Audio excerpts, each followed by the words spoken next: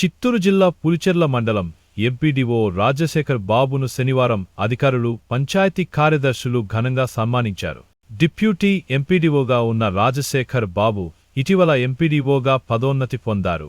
ఈ సందర్భంగా ఎంపీడీఓ కార్యాలయంలో శనివారం ఎంపీడీఓ రాజశేఖర బాబును ఘనంగా సన్మానించారు. ఈ కార్యక్రమంలో పరిపాలనా అధికారి మునిరాజా, వ్యవసాయ శాఖ అధికారి హరిప్రసాద్, పంచాయతీ కార్యదర్శులు, ఎంపీడీఓ కార్యాలయ సిబ్బంది పాల్గొన్నారు.